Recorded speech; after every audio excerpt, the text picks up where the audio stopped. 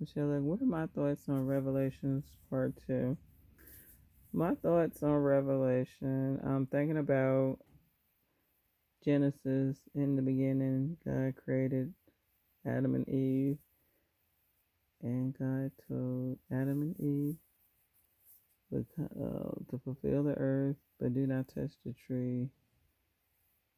You have a tree of good and bad, but do not touch the tree. But there was a manipulation in the Garden of Eden. The snake approached Eve and said, "Don't listen to God, because if you eat the fruit, your eyes will be bound like God." So during that time, Adam was a perfect angel. He listened to Eve. He partook in the fruit, and God ran him out of the Garden of Eden. But I'm thinking about the manipulation of a snake. We know a snake don't talk. As we think of ventriloquist, is someone that's talking through some type of doll or some type of object, and that kind of makes me look back to when Adam and Eve's time, because that's manipulation. And as time progressed, um, the earth started to get full of people. You had Cain and Abel. You know, Cain killed his brother Abel. I think about that. We live in a society where we have people like that don't get along with their family members, and that has happened throughout the world. A sibling end up killing each other over jealousy, but Cain did that because he was jealous, because God showed Abel more favor, and that tends to happen in the world we live in. And I'm thinking about, across seas. I'm thinking about the Euphrates River, how it's drying up, and there's so many things that are happening. Even in Mecca, they had this. It's a holy place where the Muslims they go pray. But still, when I talk about Revelations, um, I try to incorporate other things, because a lot of this stuff happened across seas. It didn't happen in America.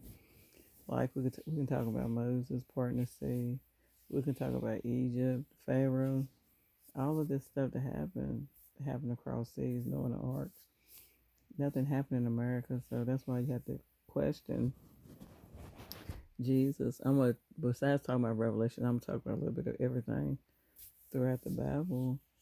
And like I said, as time progressed, we're learning more and more about the truth about the Bible. Like I said, God's name is Jehovah, Psalm 33:18, whose name is the most high of all the earth. He's acknowledged in the Bible, but some people say Lord, and they use other names, but he likes to be called by his name, like you and I like to be called by our names. That's very important to us. But as time progressed, I really like Revelation. It's just really opened my eyes to a lot of things, and the things that Revelation talks about, I can see it in the world that we live in today. Famine. We're talking about the horses. You have famine, death, wars. It's basically talking about the world we live in now. And all you rich people, billionaires, trillionaires, or whatever, and people that have money, y'all think them bunkers gonna save you? Now anything can happen. You can be in a bunker. What if it's an earthquake happens? You're gonna die anyway. But we're marked for death. We can't have angels. They have way more power than we do. They're spirits. They're invisible. They can see us, and nothing's gonna stop them from coming to get you. And like I said, AI, artificial intelligence, I feel like that's gonna be a problem in the world. It's just weird how robots gonna come and control the world and take jobs, and that wasn't God put humans on earth to cultivate, to fulfill, to be responsible. And people like going to work. Nobody wants to be at home not making any money, because they let robots take over to keep from paying humans. That is so selfish and greedy of the world. So I feel like that's part of signs of the times of the last days. It's just slowly but surely, but it's gonna catch up to us. So everybody's not safe when it comes to a job, and we should really evaluate that and look into the way this world is running. We can see our governments. No one can get along. Look at all these wars, fighting for what. Everybody should be able to get along with each other, but only person can change the world is God. And I pray about this every day. Thank you for listening.